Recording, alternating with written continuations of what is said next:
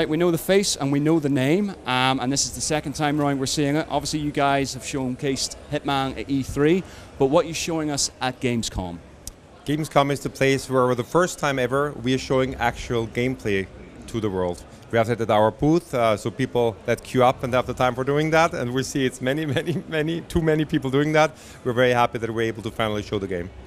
Obviously, you must be locked in this booth for the entire Gamescom doing interviews back to back, but have you been able to keep track of the feedback from what people think of the game, seeing it on the show floor?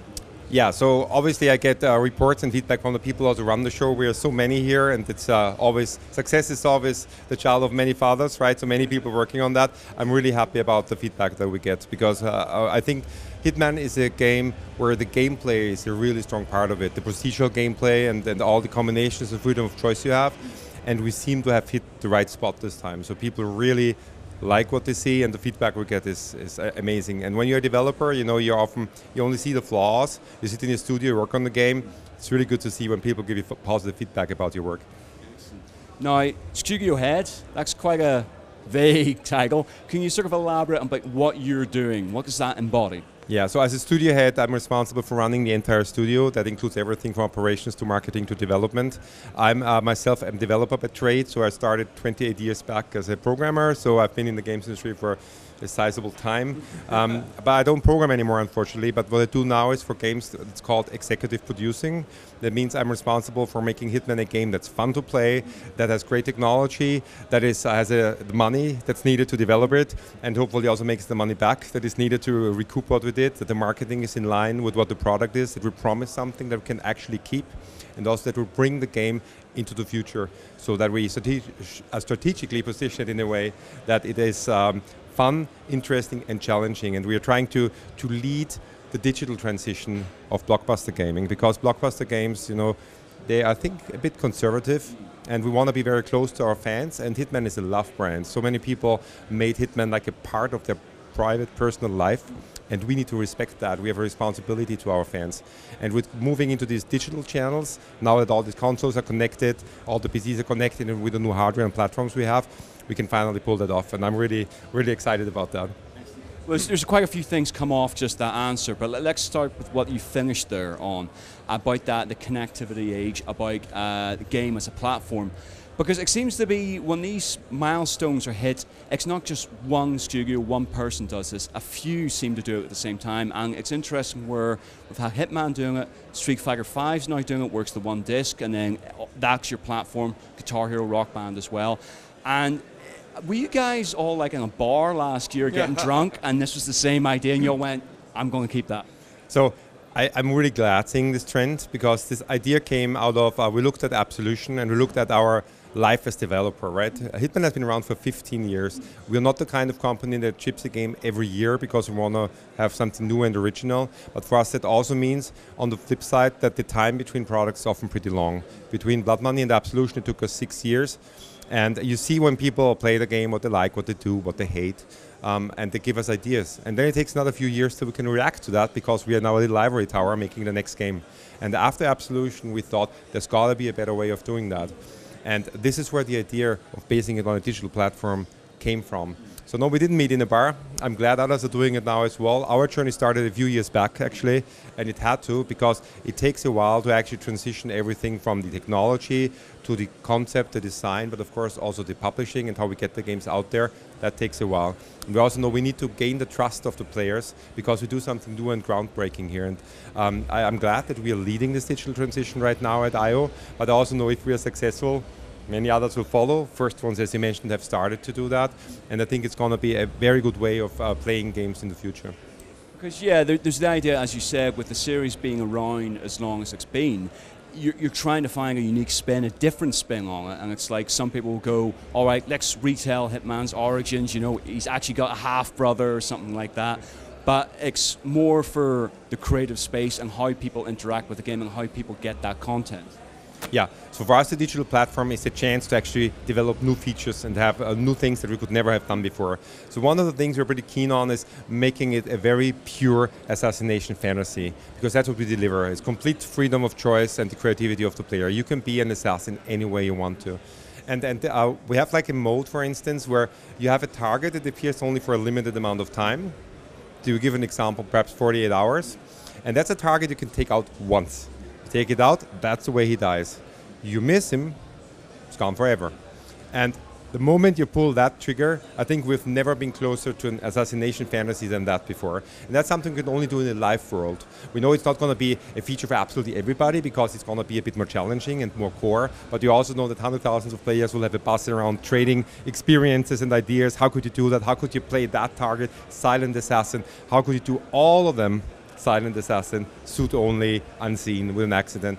And that's where we think it's going to be very interesting for the community and for us to bring the game forward. I sort of say about, as you say, it's a new idea, a new concept for how you're presenting and producing Hitman. And obviously you delivered that vision at E3. And what I found was there's a bit of feedback, sort of like, we weren't quite sure what it was. I mean, obviously you were using those key terms like that, but there's a sense of, okay, concrete, what is this? And just from your point of view, saying as a studio head, is that something that you execute and decide with the team as to how best to present and reveal it and test it out to see whether it's a clear message to give to fans and to press? It's also part of my responsibility that the messaging is clear enough. And it's something that I know when you do something groundbreaking new, you always have to explain a lot. And that's right, because people shall challenge. When something new comes along, it's easier to say, okay, that's just the next Hitman game. It's a different story to say, this is the wall of assassination. It's going to be ever expanding. It's going to be the basis for the next games to come. That is something you also have to explain. A key message that I think I kind of drowned a bit in the whole buzz and surprise about the game being at E3 and so on, is that this game will just be a full price game. So it's going to cost $60 or the equivalent of your local territory, and there's no other way of spending money in the game. No microtransactions, no paid DLC, nothing. Because we want players to feel confident about that. So when they buy the game, they know they get everything that there is for the game. The reason why I choose a different model is now we have the chance to react. We can actually, that's also why we start with a beta. Before that we have a small closed alpha that some people might have read about. And this is something that helps us to shape the game together with the player. It's our responsibility as a game designer to make the best possible Hitman experience. But it's also our responsibility to listen also to the people here, where we're like 350,000 consumers that are very vocal, and that's where we listen. It's a good chance to actually shape our plans. In terms of, I understand that designing the concept, designing content, dropping DLC over the course of the next year or so. I'm just curious to know though, say for example like voice acting. Obviously you have a core cast on this, there might be new people coming in. But how do you factor in that you may need to bring people back in for re-records or new dialogue? That is a very good question. It's a production challenge that we solved. So when you work with talent, like with actors, you need to see it a bit like a TV show where you also have to secure that you have actors available over a multitude of years so you can bring them back in. And that's also what we agreed with our cast and with our actors. Because as you correctly say, there will be new locations, new characters, new missions, new places to travel to, and all the people in the game will talk. That's a Hitman game, right? And they talk a lot, and they talk intelligently and have lots of variety. And that is something we had to figure in and plan out. So our cast is there to come back and continue on the game. So with that being a way that you guys say on the studio, you have like a whiteboard and a flow chart almost of, right, this character's going to be here, and then he's returning here, and I mean, have you planned it out that far in advance? Well, yes and no. So one thing is, of course, we plan in advance because a big production needs to plan out. You need to know what you do when. We do it digitally more than on whiteboards, but sometimes also that happens. Of course, we do that.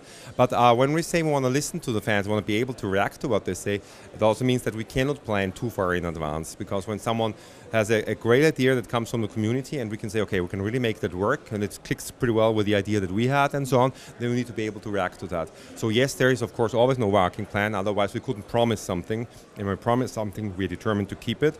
But we also need to have enough room to react to what's happening in the game, happening in the community, and that is the challenge, I would say, in producing a product like that. If this is a success, if you use this as a platform, is the intention to revisit this idea way further down the line once, I guess, all the content has been through for this Hitman? Or if it doesn't work, would you consider going back to the original disc-based all-in-one content game? Of course, you always need to look at the market, how it evolves and how it works. So we will always choose the best direction that we think works for the product. And that sometimes means also to be self-critical and change your approach constantly, actually. But the reason why we also subtitled it, not the game, but the platform, so to speak, World of Assassination, is we looked at what made the previous games great, and we tried to distill the best things out of these, but we also tried to look self-critically at what people didn't like, and we tried to fix that. And we put this on the next generation of platforms. The story takes place after Absolution, but it's just loosely connected to it. And we brought 47 back to his prime, traveling the world to exotic locations. And all of that together, you could call, is the foundation for the games to come. So yes, we see that as a very important foundation, that the World of Assassination eventually can become very, very big.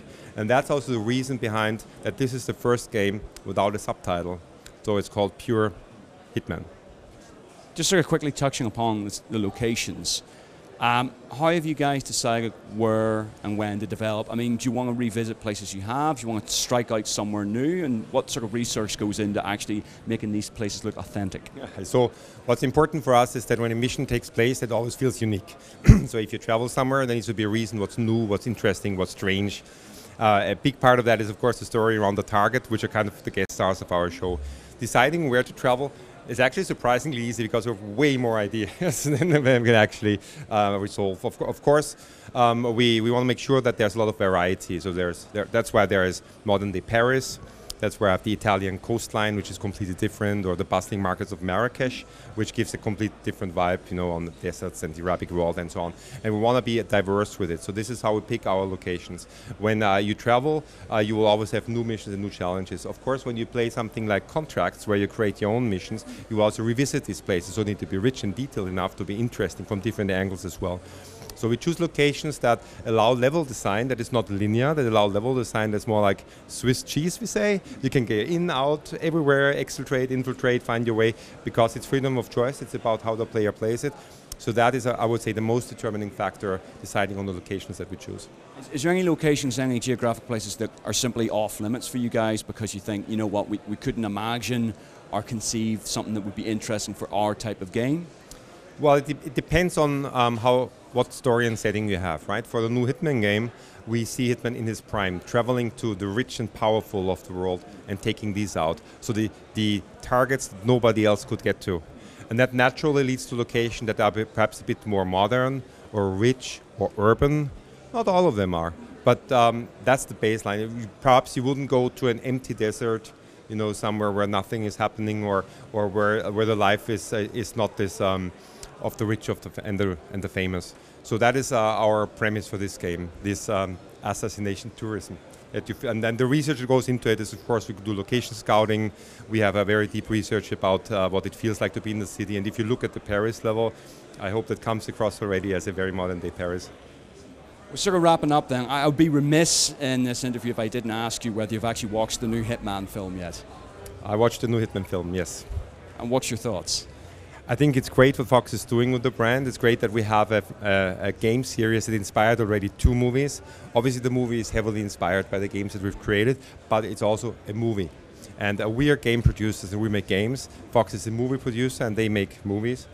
We provided them with all our concept art, our ideas and our approaches, and they used some of that very well. And they created a movie that is hopefully entertaining for a huge amount of movie fans. I hope we create a game that's entertaining for a huge amount of Hitman fans. I guess there will be an overlap, and we're pretty excited to see how people react to it and what they will think about it. It's pretty cool to have both of these within such a short time frame, because I would expect that the movie will also interest more and more people to actually look at the game and enter the world of assassination. Listen, thank you very much indeed for your time. Thank you very much for us. Obviously, for all things Hitman, keep it connected to Gamereactor. And when you think you're ready to be a contender, Contracts mode has evolved within the deepest, most expansive Hitman sandboxes yet. Mark your own targets and share them with your friends.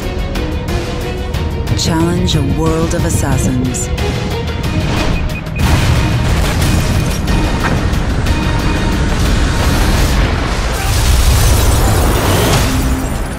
Welcome to a world of assassination. It is ever expanding, ever dangerous. It will never stop challenging you.